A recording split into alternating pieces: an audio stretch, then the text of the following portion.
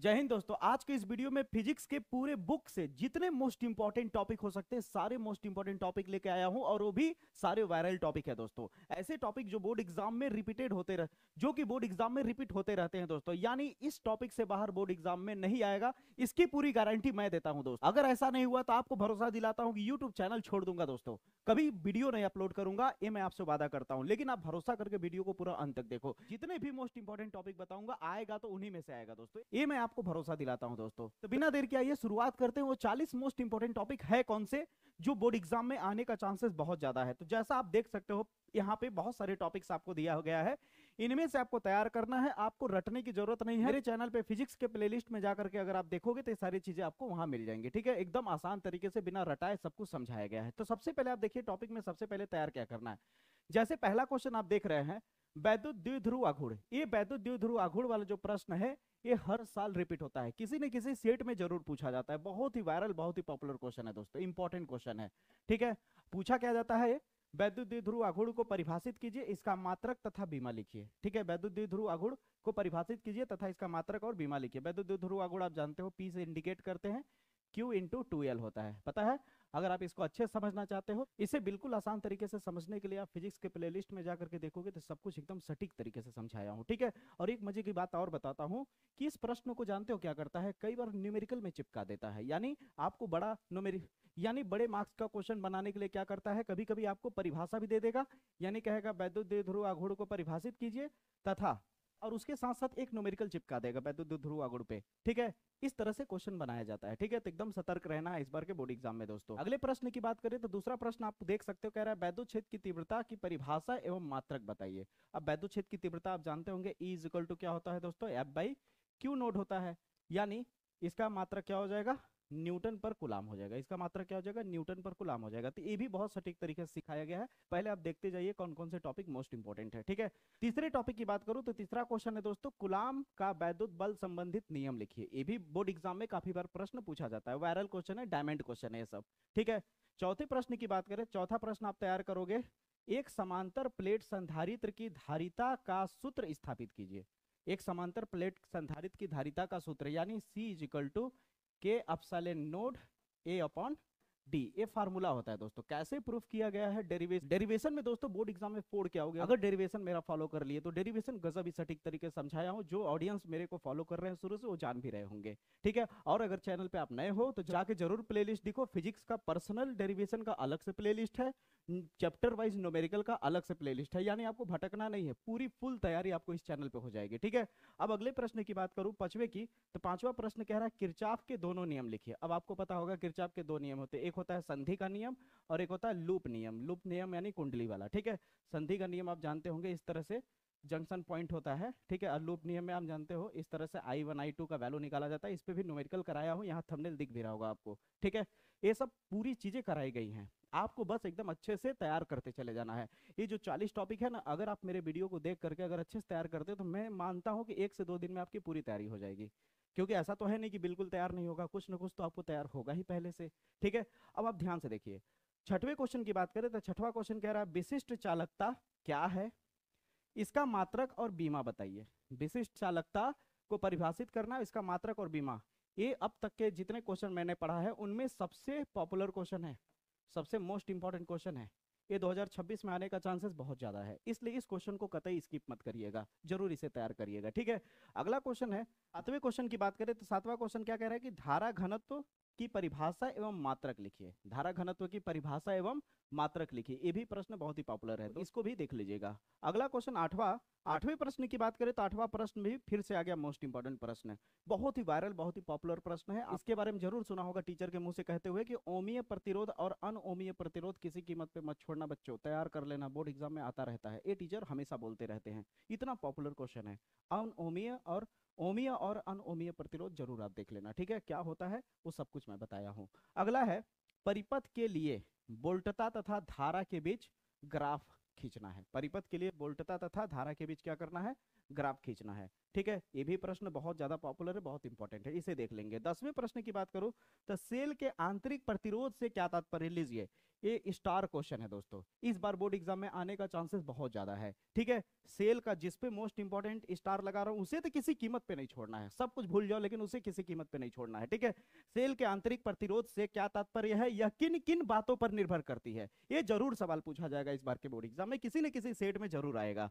ठीक है, अब आते हैं दोस्तों अगले क्वेश्चन पे। अगला क्वेश्चन कह रहा है म्यू नोड अपसाइलेंट नोड का मान ज्ञात कीजिए और संकेतों के सामान्य अर्थ भी लिखिए। आपको पता है दोस्तों, इसे चुंबकशीलता कहते हैं और इसे वैद्युतशीलता कहते हैं। इसके बीच में एक संबंध होता है, सी बराबर होता है, सी बराबर होता है दोस्तों 1/रूट में म्यू नोड और अपसाइलेंट नोड होता है। ये प्रूफ किया जाता है, ये भी मैंने कराया है, ये भी मैंने कराया है, आप जाकर के देख सकते हो वीडियो में। ठीक है, आपको सब कुछ मिल जाएगा सीरियल बाय स्टेप, आपको भटकना भी नहीं पड़ेगा। बस आपको करना क्या है, आपको चैनल पे जाना है, प्लेलिस्ट को फॉलो करते रहना है। ठीक है, अब यहाँ पे ध्यान दीजिए, अगला प्रश्न क्या तैयार करना है, कह रहा है एक समान चुंबकीय क्षेत्र से क्या तात्पर्य है।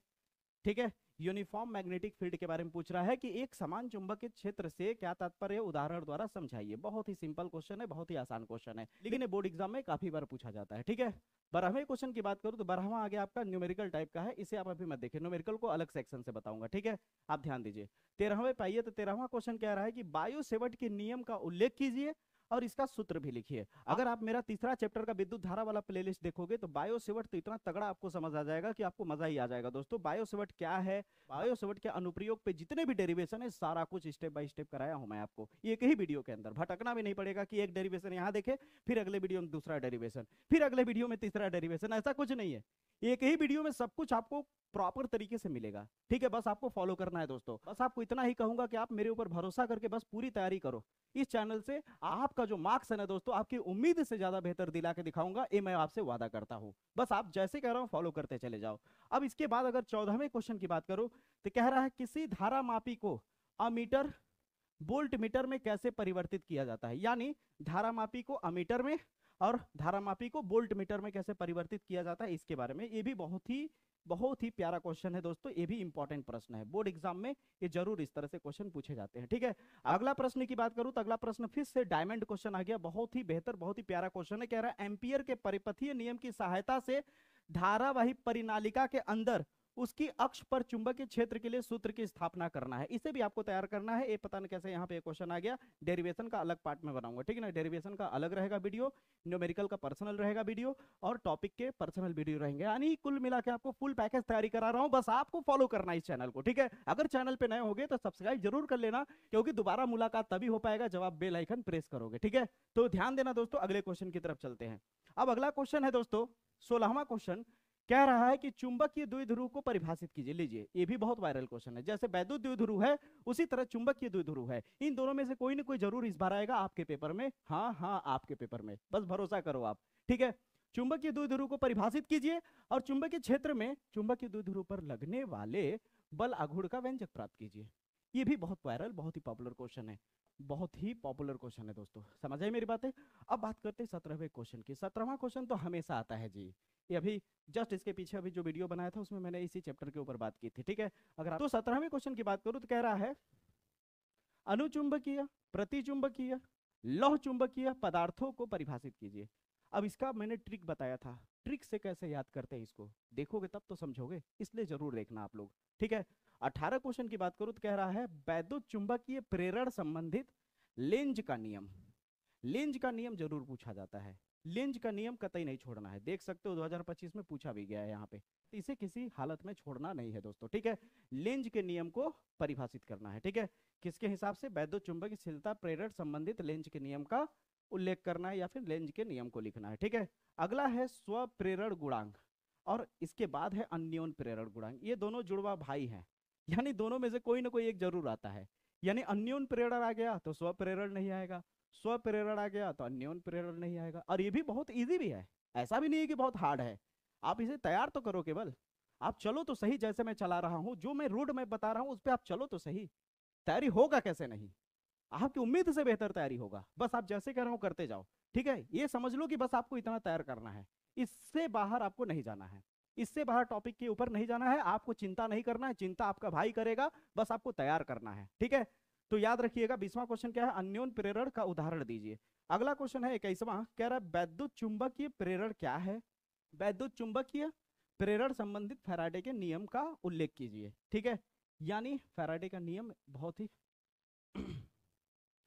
अब यहाँ पे ये जो फैराडे का नियम है दोस्तों, ये काफी बार बोर्ड एग्जाम में पूछा गया है और ये इस बार भी पूछने का चांसेस है, यानी मोस्ट इंपॉर्टेंट क्वेश्चन है ये क्वेश्चन मोस्ट इंपॉर्टेंट है, इसे किसी हाल में नहीं छोड़ना है आपको, किसी भी हाल में इस क्वेश्चन को नहीं छोड़ना है दोस्तों। अगले क्वेश्चन की अगर बात करें तो अगला क्वेश्चन कह रहा है 22वां, कह रहा है प्रत्यावर्ती धारा जनित्र यानी डायनामो है, ठीक है। ये बड़े मार्क्स में आता है, ये 2025 में भी पूछा गया है। सातों सेट जाकर के गूगल पे यूपी बोर्ड का सर्च करिए, वहां पे आपको देखने को एक क्वेश्चन जरूर मिल जाएगा किसी न किसी सेट में, और वो भी बड़े मार्क्स में, बड़े मार्क्स में। ये इसका जुड़वा भाई ट्रांसफार्मर है, देखिए शायद नहीं, अरे नीचे दिया ही है ट्रांसफार्मर, ठीक है। इसका जुड़वा भाई ट्रांसफार्मर है, यानी ये कहता है बेटा मैं आ गया हूं इस बार तू मत आ, ये कहेगा मैं आ गया हूं इस बार तू मत आओ। जिसमें जनित्र वाला क्वेश्चन पूछ दिया, ट्रांसफार्मर नहीं पूछेगा, ठीक है। अब देखो आप लोग के पास कौन सा सैंपल पेपर है, आप देखो 2025 का आपके पास कौन सा पेपर है, कोड नंबर के हिसाब से देखो किस में आया है। जिसमें जनित्र आया होगा वो ट्रांसफार्मर पे बहुत ज्यादा फोकस करना, और जिसमें ट्रांसफार्मर आया होगा वो जनित्र पे बहुत ज्यादा फोकस करना, क्योंकि उसके इस साल कोड नंबर में इसी तरह से आने वाला है जो ट्रिक बता रहा हूं मैं, ठीक है। अब आना अगले क्वेश्चन पे 24 पे। तो अगला कह रहा है प्रकाश संचरण के संबंध में मैक्सवेल के वैद्युत चुंबकीय तरंग सिद्धांत को संक्षेप में समझाइए। मैक्सवेल का वैद्युत चुंबकीय तरंग सिद्धांत मोस्ट इंपॉर्टेंट क्वेश्चन भैया, मोस्ट इंपॉर्टेंट क्वेश्चन है भैया। आप इसे किसी कीमत पे नहीं छोड़ोगे, जिसपे मैं मोस्ट इंपॉर्टेंट लगा रहा हूं, जिसपे इंपॉर्टेंट लगा रहा हूं, जिसपे डायमंड लगा रहा हूं, वो किसी कीमत पे नहीं छूटना चाहिए। अगर वो छोड़ दोगे तो फिर मार्क्स खराब हो जाएगा। वो जो आप सोच के तैयारी कर रहे हो कि आपको बेहतर परफॉर्म करना है, आपको अपने माँ बाप का नाम रोशन करना है, आपको एक बेहतर उम्मीद, आप एक अपने माँ बाप के बेहतर उम्मीद हो, तो वो उम्मीद टूट जाएगा। इसलिए मेरे पे भरोसा करके आप इसको तैयार करो जो बता रहा हूं, ठीक है। अगला है विस्थापन धारा। विस्थापन धारा याद रखिए इस साल 2026 में आने का चांसेस बहुत ज्यादा है, क्योंकि 2025 में विस्थापन धारा किसी एक आध सेट में पूछा गया, तो पीछे पूछा गया है, नहीं तो कहीं नहीं पूछा गया है। तो विस्थापन धारा वाला सवाल हर हालत में तैयार करेंगे, संधारित्र से ही रिलेटेड है इसका डेफिनेशन, ठीक है। आप जाके तैयार करोगे मेरा चैप्टर संधारित्र वाला, जाकर के धारिता वाला चैप्टर देखो वन शॉट, वहां पे आपको मिल जाएगा, ठीक है। अब अगला है आपका 26वां, पूर्ण आंतरिक परावर्तन और क्रांतिक कोण क्या होता है। अब आ गए हम लोग फिजिक्स के सेकेंड पार्ट में, ठीक है। अब आप जानते होंगे कि जब कोई प्रकाश की किरण इस तरह से जा रही है, तो अगर माध्यम परिवर्तन होगा, मान लो सपोज दैट ये क्या कहते हैं सघन से विरल माध्यम में जा रही है, यानी हल्के माध्यम में, तो ऐसे दूर भाग जाएगी। इसको थोड़ा और झुका के भेजोगे तो थोड़ा और दूर भाग जाएगी, और झुका दोगे तो इस पे आ जाएगी। जैसे ही इस पे आएगा तो कोण कितना बन जाएगा, 90 डिग्री का, और इसे ही बोला जाता है क्रांतिक कोण, ठीक है।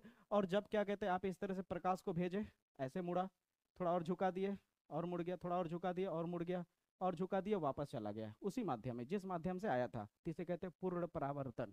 क्या कहते हैं, पूर्ण परावर्तन प्रकाश का, पूर्ण आंतरिक परावर्तन प्रकाश का, ठीक है। तो ये सब चीजें आप देखोगे चैनल पे मिल जाएगा। फिर अगला है संयुक्त सूक्ष्मदर्शी और खगोलीय दूरदर्शी। इसके बारे में अगर मैं न भी बोलूं ना तो भी आपका दिल जानता है कि इनमें से कोई एक जरूर पूछा जाएगा, ये फिक्स है, इनमें से जरूर एक पूछा जाता है तो जाता है, ठीक है। तो संयुक्त सूक्ष्मदर्शी और क्या कहते हैं खगोलीय दूरदर्शी का किरण आरेख आपको हर हालत में तैयार होना चाहिए, ठीक है। क्या तैयार होना चाहिए, किरण आरेख, और इसका आवर्धन का सूत्र भी कैसे प्रूफ किया गया है, कैसे किया जाता है, आपको सब कुछ बताया गया है मेरे वीडियो में। आप जाकर के वन शॉट देखो ना, डेरिवेशन वाला वीडियो, उसमें सब मिल जाएगा आपको, ठीक है। अब अगला आता है 29वां, कह रहा है व्यतिकरण से आप क्या समझते हैं। प्रकाश के व्यतिकरण के लिए आवश्यक शर्तें लिखिए। ये भी बहुत पॉपुलर है, आपको कभी कभी ये भी पूछा जा सकता है कि संपोषी व्यतिकरण और विनाशी व्यतिकरण क्या है। बहुत वायरल क्वेश्चन है, बहुत ही पॉपुलर क्वेश्चन है। अभी क्या होता है वो चैनल पे जाकर के आप प्लेलिस्ट फॉलो करो, जरूर मिल जाएगा, ठीक है। और जो नहीं मिलेगा उसका बहुत जल्द वीडियो में डाल दूंगा, ठीक है। भरोसा रखो अपने भाई पे, ठीक है। ये भी बहुत ही वायरल, बहुत ही क्वेश्चन है। ये तो भैया दोनों बिल्कुल नहीं छोड़ना है, मोस्ट इंपॉर्टेंट है, किसी कीमत पे नहीं छोड़ना है। देख लेना खुद ही आपने, अब ज्यादा महीना तो बचा है नहीं, अब ज्यादा समय तो बचा नहीं बोर्ड एग्जाम का, आप खुद ही देख लेना, जरूर फंसेगा। आप एकदम निश्चिंत होकर तैयार करो। आ गया, इसको मैं कितना भी मोस्ट इंपॉर्टेंट कहूँ कम है भैया।